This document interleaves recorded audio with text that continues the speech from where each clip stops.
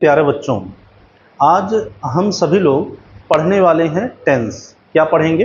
Tense पढ़ेंगे और ये सीखेंगे कि टेंस होता क्या है, और हम ये भी सीखेंगे कि हिंदी से इंग्लिश कैसे बनाएं। एकदम आसान तरीका सीखने वाले हैं।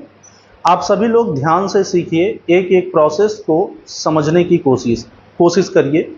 आइए हम सबसे पहले ये देखते हैं कि टेंस होता क्या है। ठीक है, देख रहे होंगे आप लोग, ये हमारा टेंस है। ठीक है, मैं पहले से ही लिख दिया हूं, आप सभी लोग केवल समझने की कोशिश करेंगे बेटा।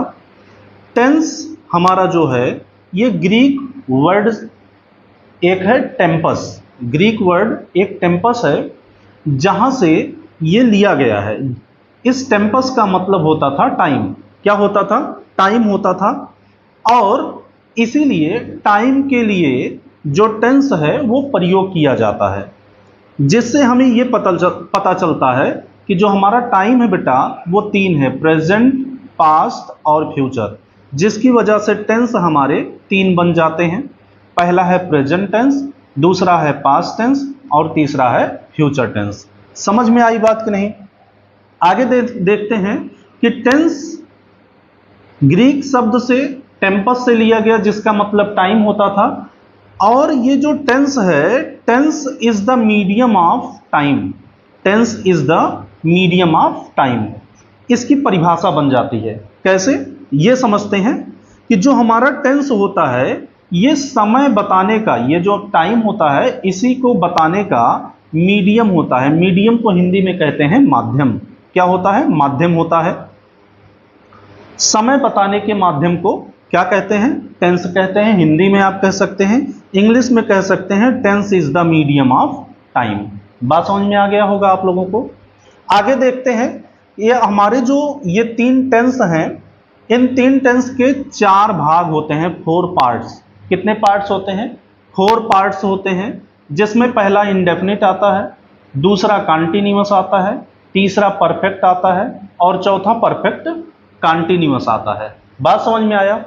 आप ये चारों भाग को आराम से इन तीनों टेंस से जोड़ सकते हैं। कैसे जोड़ेंगे मैं आपको बताता हूं। जैसे present indefinite tense, present continuous tense, present perfect tense, present perfect continuous tense. ऐसे बेटा पास्ट से भी आप जोड़ सकते हैं। Past indefinite tense, past continuous tense, past perfect tense, past perfect continuous tense. ऐसे आप फ्यूचर से भी जोड़ सकते हैं। Future indefinite tense, future continuous tense, future perfect tense, future perfect continuous tense. ठीक है, इस तरीके से आप जोड़ सकते हैं और आप देखेंगे कि ये 12 बन जाते हैं। बात समझ में आया होगा आप लोगों को। आगे थोड़ा सा टेंस का बेटा एक और परिभाषा हम सीखेंगे, जिसमें आप लोगों को यह बताया जाएगा, tense is the form of verb. Form का मतलब होता है रूप। क्या होता है? रूप। Tense is the form of verb. तो टेंस जो होता है, वर्ब के रूप को ही टेंस कहते हैं। ऐसा कहा जाता है टेंस के क्या है? वर्ब। वर्ब मतलब क्रिया होता है, क्रिया के रूप को ही टेंस कहते हैं। अब थोड़ा सा हम ये समझ लेते हैं कि हमारे जो वर्ब्स हैं, क्रियाएं हैं, वो कितनी होती है। तो यहां मैं लिख दिया हूं, देख पा रहे होंगे, there are 5 forms of verb. There are 5 forms of verb. मतलब जो हमारे वर्ब होते हैं, क्रियाएं होती हैं, उनके 5 रूप होते हैं, जिसमें फर्स्ट फॉर्म आता है, लिखा हूं देख लीजिएगा, second form, third form, fourth form और फिफ्थ फॉर्म।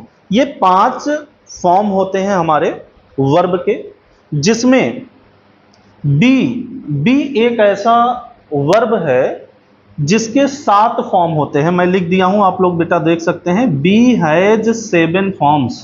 जो बी है उसके 7 फॉर्म्स होते हैं। कौन कौन होते हैं? नीचे लिख दिया गया है, is, am, are, was, were, been और बींग। ये